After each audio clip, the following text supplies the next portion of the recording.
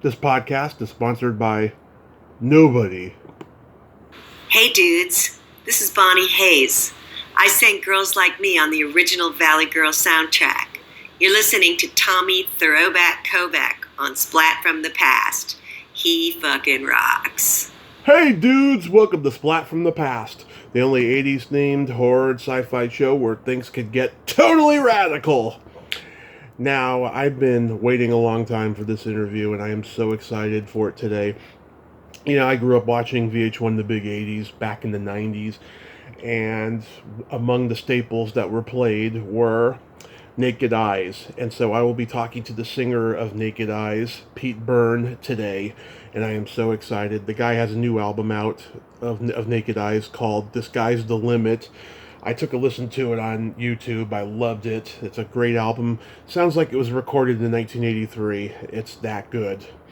And we're going to talk about, he was in a band with the Tears for Fears guys called Neon before him and Rob Fisher formed Naked Eyes. And of course, they had iconic MTV hits with Always Something There to Remind Me and Promises, Promises, which is my personal favorite of the two. And What in the Name of Love, When the Lights Go Out. And then he recorded with Stevie Wonder, and then brought Naked Eyes back after Rob Fisher had passed. And we're going to talk about all of that stuff today. So, here is my interview with Pete Byrne.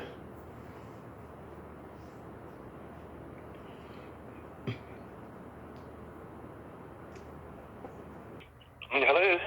Good afternoon, Pete. Welcome to the show, sir. How are you today? Oh, Steve, how are you? I'm very well, thank you. Just going to finish up some things here. In fact, I'm just going to make a cup of tea while we talk, so you might hear a bit of clinking in the background. Oh, that's perfectly fine. I've talked to people who have multitasked before during the interviews. Well, here we are, finally. This is such finally. I know, it's been a while. Yeah, this is such a great honor. Thank you for taking the time today. Oh, so kind of you to say. Yeah, thank you. Thank you for being so patient with me, with everything that's been going on, not least the damn pandemic, which is, driving everybody crazy. My sister was supposed to arrive last week, and nobody told her that there were restrictions and she needed a special thing or something. Oh. And she couldn't get on the flight. So that was a bit of a pain. But, that's terrible. But we'll redo it when next time we get a break in the pandemic, I guess. Oh, good. I hope so. Yeah.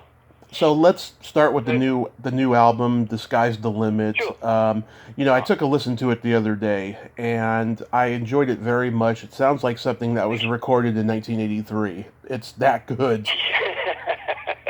Thank you. Yes. Well, I wasn't particularly trying to make it of that era, but I suppose in many ways, just the way I work, my voice and everything, lends it a little bit like that. But anyway, thank you. I appreciate that. I had a lot of fun making it, and we're having fun. We're actually talking with somebody now about shooting a video. We haven't done anything like that for a while, but we're going to shoot a video for the first single, Ready, which I guess, these days I don't know how long it's going to take, but we'll see. Wow, that's great. Yeah, what made you get back in the studio and record a new album? Because the last one was fumbling with the covers in 2007. Yeah, that one was a similar kind of process, really. I wasn't thinking of it I didn't have a deadline. Obviously, these days one doesn't. Yeah. So I was just, doing what I normally do, and that's, I'll make a cup of coffee or tea, and I'll sit and pick up a guitar and start messing around. And then one thing leads to another, and before you know where you are, you got a song. Then you start to record it, and you go through all those processes, and that's basically what happened. It wasn't, I didn't do it in a particular 3-month period or whatever. It was done over a few years, as was Fumbling with the Covers. It was probably 2 years when I started it. So, it's that way these days because you're not under the clock. as you know, our first album was recorded at Abbey Road in London. Right. And and that was like that in many respects, especially when we first went in there. After we had had some success, of course, they just gave it to us lockout, so we had it 24/7. And in fact, we did for probably most of the first album, or at least half of the second half of it was lockout, so we could just go in and work anytime we liked. Which was a great experience, but once again, it got to the point where we were mixing promises, and the suits from EMI showed up and said, "We need this done tonight." And this was about 8 o'clock, and we weren't even remotely finished.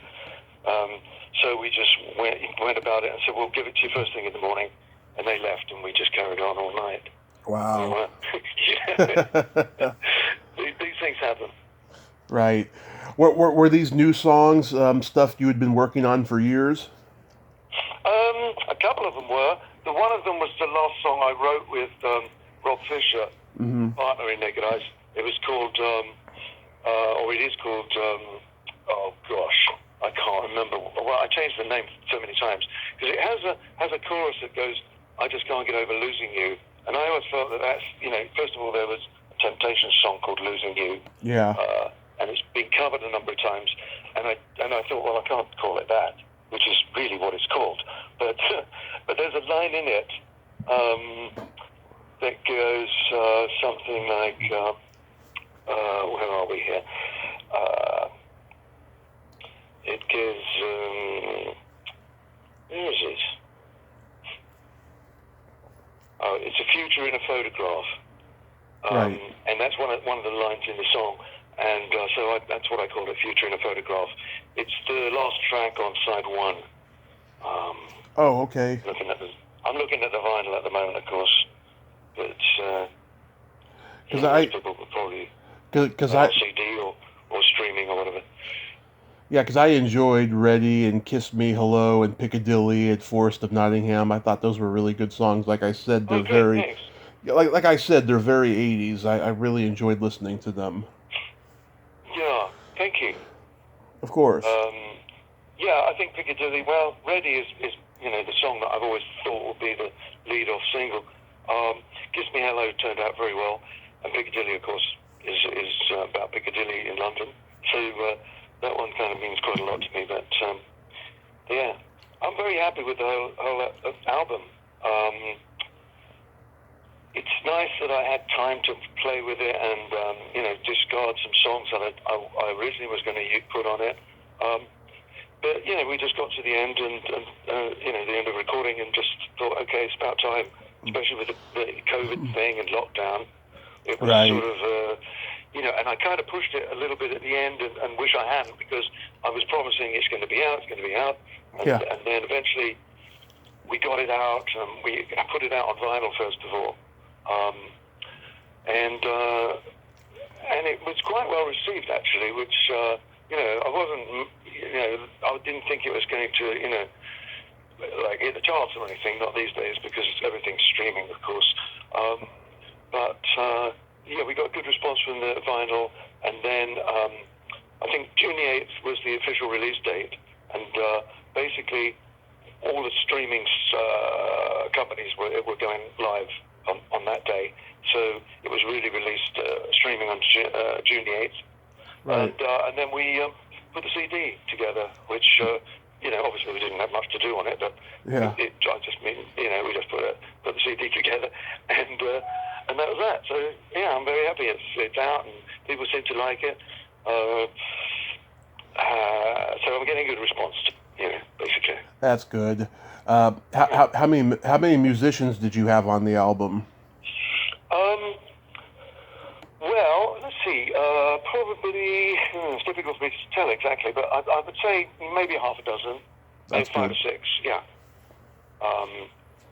A lot of it was done remotely, of course. My good friend Neil Taylor, he's the guitarist, and he lives in Bath actually in England, and I would send him the tracks over, and he would record his guitars, send it back, and we'd mix it and like that. And James Terrace played a lot of the synthesizers. He's up in Northern California, in the San Francisco area, and he's great because he has a lot of original old analog synths. So he doesn't care much for like digital stuff, but he has all these old analog synths, and so that's probably what you mean when you say it sounds like it's early 80s, because that's what we used back then. Yeah. There wasn't any, no computers. Everything was played by hand. Rob Fisher played all the synth parts on the first album, or on Always Something, Promises, Promises, all those songs. He played all the synth parts by hand. There weren't any computers. There weren't any sequencers in those days. So it's a totally different world now, as you know. Of course.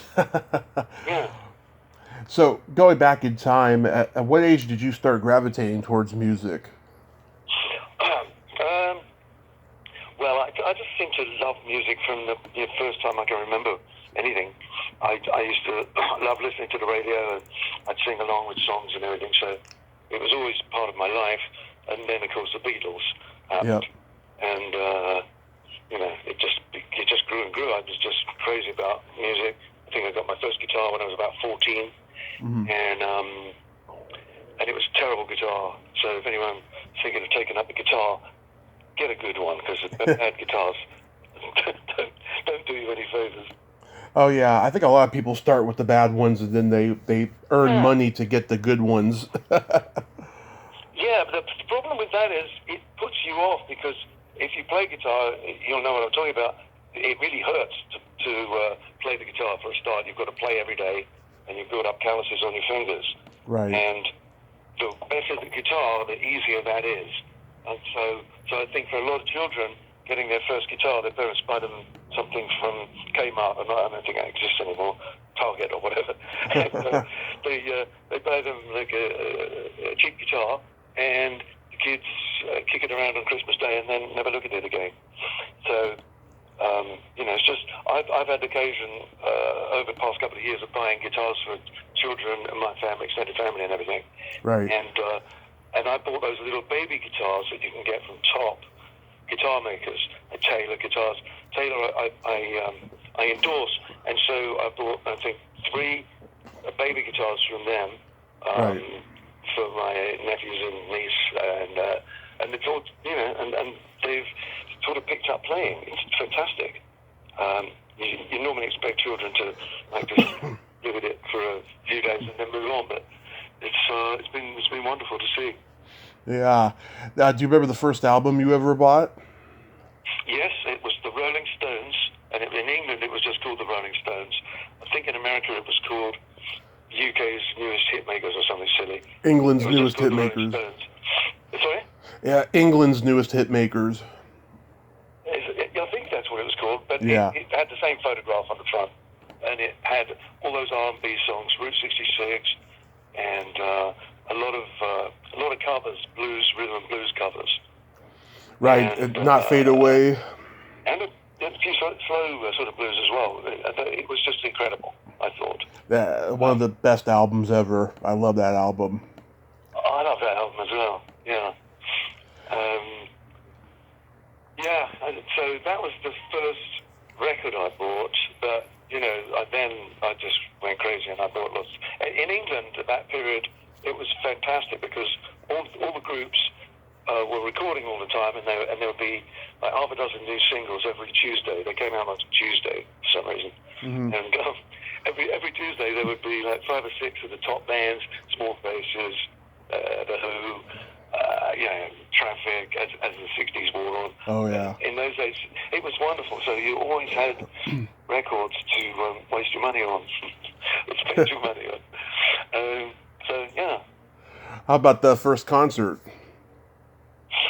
Gosh, I think the first concert I went to was the Pretty Things. Oh yeah. I remember it well because they were just ridiculously good, and they were just touring constantly, so they were fabulous live.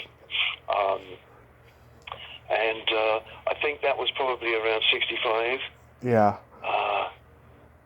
I never got to see the Beatles, unfortunately. They, it kind of was just ridiculous. their shows, by the time I was old enough to go, they were, out of my price range and, that sort of thing. But, I used to go to, later in the 60s, I used to go to clubs every weekend. So every Friday and Saturday night I'd be in a club somewhere watching the original Peter Green's Fleetwood Mac, Oh yeah. John Mayall, all the Chicken Shack, all the London blues bands that were, you could go and see them for like 7 and 6pence, 7 shillings a 6, which is, I don't know what that isn't these days, but Yeah. it was a famous thing to do. My friends and I, we'd go to these all-nighters and have the greatest time. God, that must have been just amazing being in that scene with all those British blues guys. I mean, they've had such an impact on rock and roll since then. Yeah, I know. I never saw Clapton. I didn't see Cream, and he'd left John Mayall. So Right. the first guitarist I saw with Mayall was Peter Green, because he left Fleetwood Mac around the same time, and it was fantastic. We loved doing that. We'd go to these pubs, and like I say, it cost nothing to get in. So it was ideal for young students with no money. Did you see the Hogs? The Hogs. Yeah. I don't know. I don't think I did. They may have been on a bill, but I don't remember it. Who was in the Hogs? Well, I'm trying to think. They were a British rock band, blues band, or was it the Warthogs? I can't remember. There was like something Hogs. Oh. Yeah, and they had Canned Heat open for them. Really? Yeah. Gosh, I would have thought Canned Heat would have headlined that show. I've never heard of the Hogs. Not that I can think of, anyway. Yeah, the Warthogs, something along those lines. All right. I may have. I mean, I used to go to these blues shows all the time, so it's quite possible they were on at some point. But talking of Canned Heat, a local cinema I recently went to, and I saw Woodstock, the original Woodstock, and Canned Heat opened Woodstock, right? I don't know if you know that. Oh yes. And it was surprising how much they were like a bar band, like a blues bar band, playing to 300,000 people or whatever it was. I thought it was so funny. But it was fun. Nice. I did get lucky enough to see Jimi Hendrix play in England at the Albert Hall. Oh, how was that? That was amazing because the whole show was fantastic. Pink Floyd opened up. Traffic played. What's his name? The Move, which was. Oh yeah. Roy Wood and Jeff Lynne. Roy Wood and Jeff Lynne. Electric Light Orchestra. Yeah, it's incredible. So, and I guess just like a package of shows these days, they all played for about 20 minutes, and it was incredible. Hendrix probably played for half an hour. Yeah, the jam band. That was the beginning of that craze that the Grateful Dead has been credited the pioneering. So it did the Allman Brothers. Right. So that's true. So how did you meet Rob Fisher? We met through a mutual friend initially. A friend of mine who had pretensions, or he wanted to be a songwriter, but he wasn't very good. And we wrote a couple of songs which weren't very good. The one thing that he was good at, though, is making lots of money. So he paid for us to go into a studio to record these songs. They were terrible. I don't even have a copy, but Rob had been brought in to play keyboards, and I was, they were my songs as well. So, 50% my songs, and so that was the first time we met, and that was it. And then we didn't see each other maybe a year, maybe longer, and then I was just walking through Bath one day, and he was in the midst of an argument with the girl singer of his band, and of whom I knew. So I sort of got involved and started talking to the pair of them and trying to calm it down. It was getting a bit heated, and it transpired that his band was just breaking up, and my band had broken up maybe a week earlier. All the guys in my band came out to California. They were sort of involved in this guru, with the guru guy called Guru Maraji, I think his name was. So they all wanted to come out and be part of this thing. And so I was left in Bath, and Rob his band had just broken up. So we do what English people do. We went to the pub and had a few pints and hatched the plan to not bother with bands anymore, to just work with, a couple of people and write songs and record them and just do that. That was pretty much our job. I mean, I was thinking about it really. I didn't set out with any major plan other than to make music my life, and so basically that's all I did. My first sort of foray into all that was in the south of France when a friend and I, we went to the Côte d'Azur, and we hitchhiked from Monte Carlo all the way to Marseille, stopping in all these beautiful little villages, like Saint-Germain, Le Pen, Saint-Tropez, all those places, and basically sleeping on the beach and busking. And that was when I really got the bug, if you like. I just thought, this is fantastic. This is what I want to do. Yeah. And I thought at that point, if it doesn't get any better than this, it's still pretty good. It's better than working in an office or some other occupation. So Right. that's really what I did for the best part of 5-6 years maybe before things started to roll and I started to form serious bands. So yeah. So you guys were in Neon with the two guys from Tears for Fears. Sort of. That story has got a little bit weird over the years because initially what happened was our publishers asked Rob and I to put together a band so we could, promote our stuff and everything. And so I initially got Neil Taylor on guitar, the same guitarist that's on Disguise the Limit. I knew him from a show we played or from watching him play somewhere, and I asked him first of all, and I got the drummer Manny Elias to come and join us. I knew Manny for many years. He played in another Bath band, and I thought, he'd be great. So I got him, and then I saw Kurt play, I guess with an early band with he and Roland called Graduate. I saw them playing, and I thought Kurt's good, so I asked Kurt to join. And then, and that was it. We were a 5-piece, Rob Fisher on synth, keyboards, myself singing.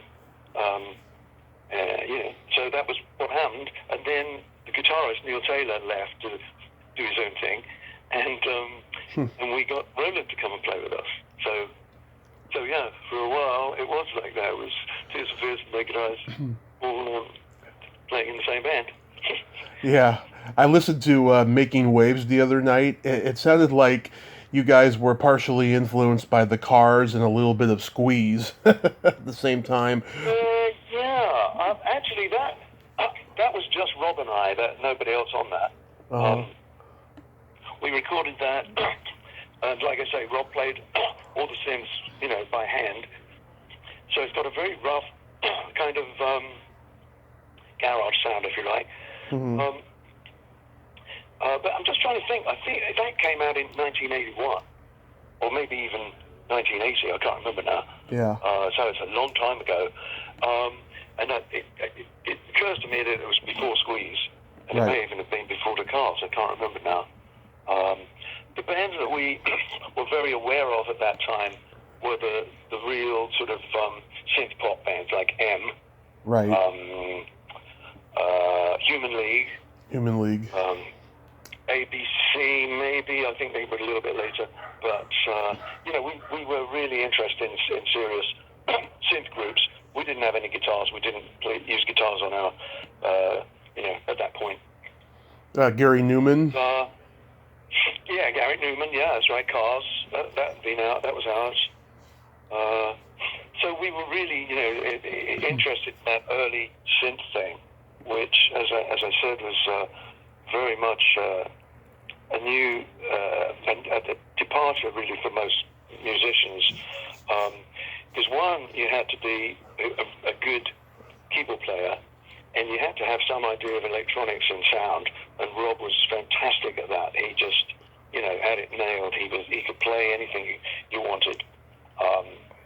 He was classically trained to start with, and he also had an electronics background. So perfect. He used to build all these little these boxes, CV gates, control voltage gates, where you could just hold down a key on the synth. Right. It would just repeat itself in different ways. So he was way ahead on all that. Who are the other guys that were around when you guys were coming up? Was Duran Duran there?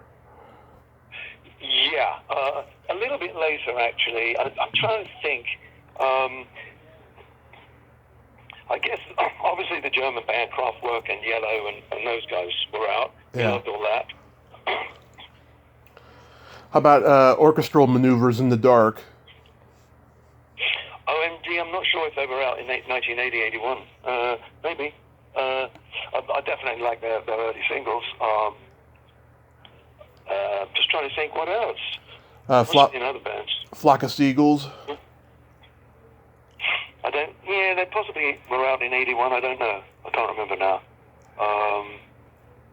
But yeah, all those bands, I mean, as it later, once we'd had our hits and everything, mm-hmm. then we were right in the mix with all that. Especially in America. We were received very well here with MTV and everything.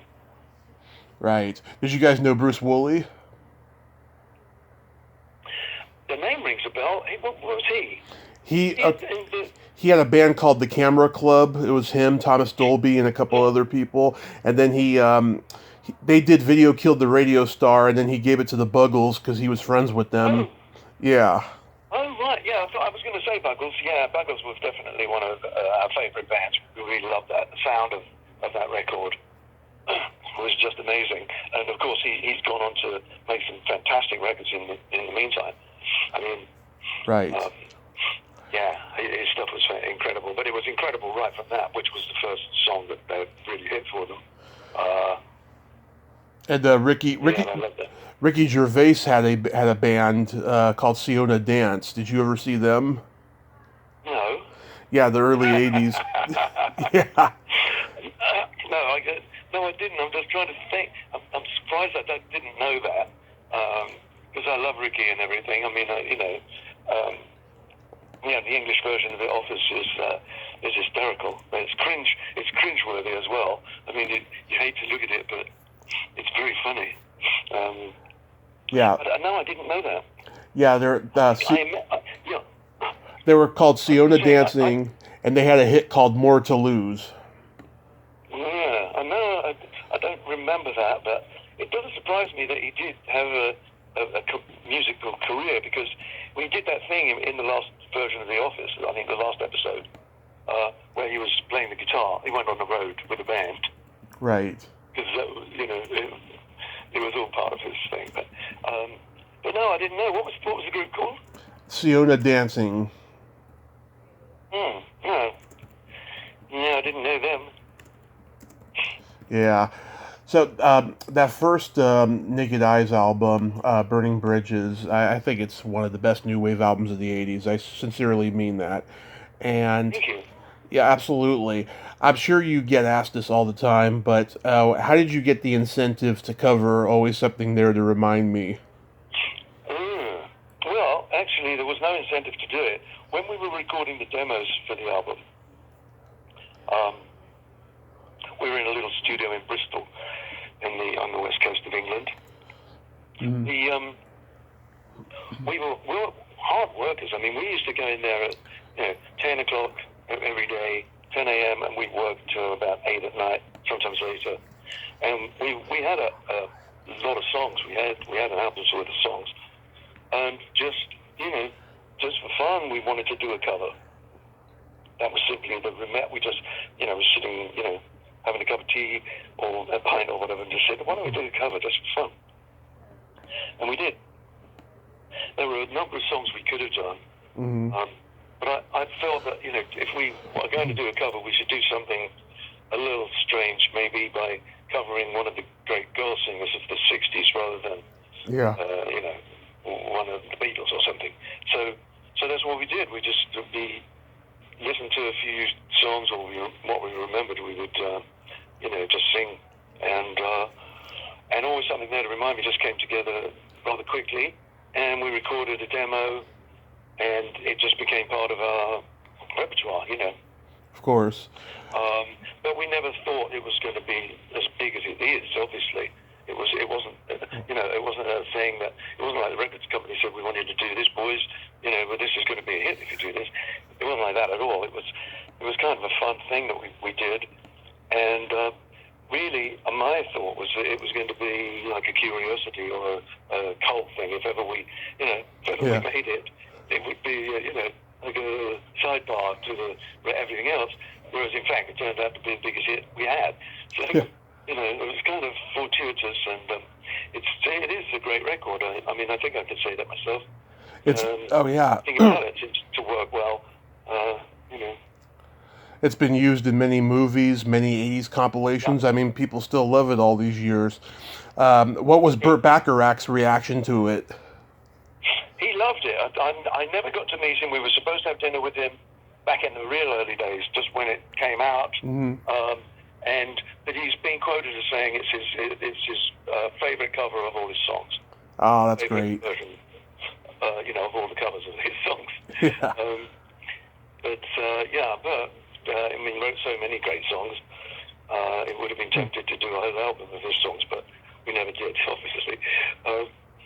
But yeah, it turned out very well, and I'm very happy about it for a number of reasons. Not the success of it, notwithstanding. It's a great thing actually to record a cover that most people of our generation at that point didn't know the original. The original for me was the Sandy Shaw version that came out in England. But that was a direct copy of Dionne Warwick's version here. Mm-hmm. That was in the early 60s, probably around 65. Okay. And Sandy Shaw had a huge hit with it in England, and that's how I remembered it. Yeah. And I'm not sure to what extent Rob was even aware of the song. I mean, I guess he may have just gone and listened to it somewhere, but he started playing it with the synthesizers, obviously, and it just became very obvious that it was pretty good. So we just pursued it, recorded it, and then when we signed our deal with EMI, it was part of the first. I think the original deal was five songs. Uh-huh. And it was part of the first 5 songs, and we recorded it, and they went crazy when they heard it. Mm-hmm. And then one thing led to another. He just they offered us the usual album deal, 10 albums over 20 years or whatever, and we just did that. That was pretty good. I personally love Promises, Promises. It's got this mechanical, funky guitar riff and wonderful keyboard work. What's the genesis behind that song? It was a song we wrote on our normal day-to-day routine, which was I lived on one side of Bath, and I walked over the hill to where Rob's flat was, and he had this tiny little flat on the London Road in Bath, and he had a little sort of homemade studio set up. I mean, all anything he could make borrow or steal, so that we managed to write and record these pretty good demos for the time, and it was just one of those days when for some reason I started singing it, walking on my walk between my place and his. And then when I got there, I said, look, I think I've got a good idea here, and I started to sing it. And he said, well, look, I've been thinking of this and that and that. And it just came together very quickly. It was probably completed pretty much that first session. And then we, like I say, it was just a demo, and we recorded it as a demo, and then we took it in the studio and made it what it is. Yeah. Yeah. I also love the music video where you're in your prison stripes. Oh, right. I know. Well, we were so lucky with videos. We got these these two guys from Australia, a director and producer team, and well, they did Always Something, and then they did Promises, Promises. So we got to know them quite well by that point. Mm-hmm. And the wonderful thing about them was that they shot everything on film. Yeah. Which was sort of unusual as well. Most bands were shooting on videotape because it was cheaper, and it kind of went with the times a little more. Mm-hmm. But these two wanted to make films, so it worked out very well for us because our clips, had that thing. I mean, the first one was shot on 16 mil, and the second one on 35. So they really were sort of filmic, whatever. So like I say, we just got very lucky. They just look good today. Basically, my point. They don't look like they're Yeah. those videotape clips that everyone else was making. Yeah, England had a really great wave of directors making videos for bands. I've talked to Russell Mulcahy, who did all the Duran Duran videos. Oh, yeah. There was him. Awesome. There was Tim Pope. There was David Mallet. There was all these great directors there. Yeah. Yes, it was an incredible time. The two guys, forgive me, the names escape me, but the two guys I'm talking about, they were Australian. They also did the Talk videos. Do you know those? Do you remember those? Yeah. I don't know offhand who directed them, but or it could have been Andy Monahan or something. Morahan. I'm meaning to look back on that stuff and see if I've got a record of it. Yeah. Yeah, but there was a lot of great directors who made the videos. EMI actually were really at the forefront of that. They had a division called Picture Music. Yeah. And it was way before, MTV or anything. And so they were responsible for the Duran Duran videos, obviously Talk, Naked Eyes, and obviously a bunch of others. But that was one area they were very good at, EMI actually. Because videos were expensive in those days, but not like they became. Not like the $1 million things of Michael Jackson, Madonna and everything. They were, and the thing about it is, and it was great for the artist, they hadn't worked out what it was. They found out that it was just a promotional thing, but some bands got it tied up with their record deal, so they had to recoup, pay the money back to the label. Rob and I, for some reason, we signed a deal that the videos were just part of the promotional budget, so it had nothing to do with our income, which is fantastic. Right. Because we didn't have to pay for those videos. The When the Lights Go Out video is interesting and funny. You had you were surrounded by rich people in that video. Sorry? Was it? I'm trying to remember. Was it that video, or was it In the Name of Love, where you're surrounded by rich people? Oh, that's right. Yeah, that was In the Name of Love. Yeah. Oh, okay. That was like a Benny Hill. It's like a Benny Hill clip, really. Yeah, Benny Hill was influenced. Yeah. But when the lights go out, had all the little people, the guys from Time Bandits, who incidentally were a delight to work with. They were all funny guys and amazing. And the main guy, Kenny, he was, I guess, the leader of the pack. And he used to drive this Mercedes, this huge Mercedes. And you look at it and think, how the hell can he drive that? And he had these pedals built on top, like huge wooden pedals built on top of the actual pedals in the car. It was amazing. And like I say, it was funny as hell. Just a great guy. Yeah. So after that album, you and Rob decided to call it quits? Not exactly. A few things sort of conspired to have us living in different places. Rob was in London. I was out in Los Angeles, where I still am. Mm-hmm. And, I just got married out here, actually. Rob was my best man at the wedding.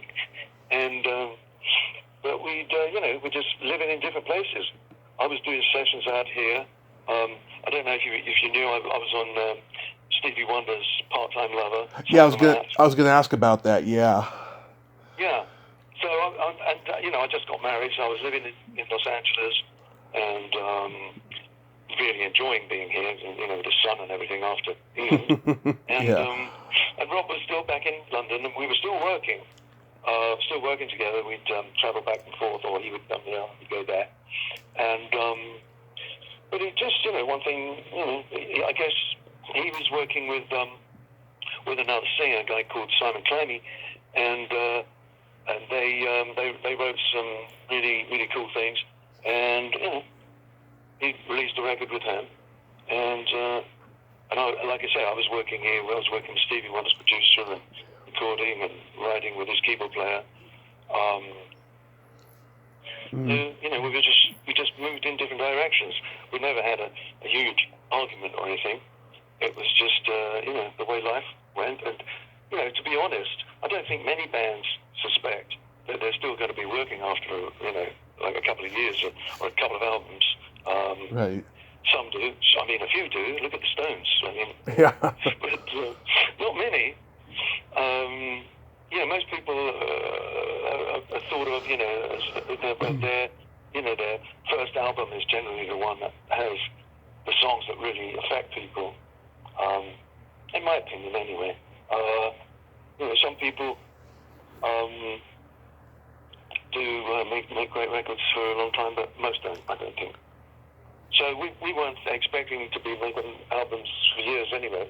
We were just, going with whatever happened. I mean, we had a fantastic time. MTV loved us. We spent lots of time in New York and Los Angeles, did all the American TV shows, American Bandstand, Oh, yeah. Gold, all that stuff. So it was good time. Yeah, was American Bandstand a good experience with Dick Clark? It was part of our promotional tour, which meant being in LA, being in New York, every week. So I was basically living in LA anyway. Did that stuff, and we'd just be going backwards and forwards, and we'd do I don't know how many, maybe 20 interviews on the bounce. We'd just be in a hotel suite somewhere in New York, and people would just come in and ask the same questions over and over. And then by the end of the day, we were just exhausted. It's incredible how tiring it is doing interviews. Yeah. So tell me about working with Stevie Wonder on Part-Time Lover. Yeah, as I say, I was working with his producer, Daniel Lassable, and one night, literally it was 10 o'clock in the evening, and had dinner, I was sitting by the fire watching some TV, and I got a call from Gary. He said, "Do you want to come in and do some backgrounds with Stevie?" And of course I went, "Of course, yes." What the hell? So he said, "Okay." He said, "Stevie probably won't be around, but why don't you come in now, just in case?" So I did. And I learned, because I started recording quite a lot. But for Part-Time Lover, there was Philip Bailey, Luke Vandross, Cyrita, a few others. So it was a pack of us doing backgrounds. And we were all there from probably about 11 o'clock. And Stevie came in around 4 in the morning. And that's when we started work. And, it was a lot of fun. He's quite a character as well as being brilliant. Everyone knows what Stevie Wonder's like. But, he's a great guy. Ah, that's good. Yeah. So when Rob passed, was that expected? No. No. Not at all. Oh, God. It was terrible because we'd been working on this, on a deal at the time. We were trying to make a new album, or we'd made most of it. And, so we were in contact regularly, and then one day we were talking on the phone. He said, "I have to go in and have some surgery."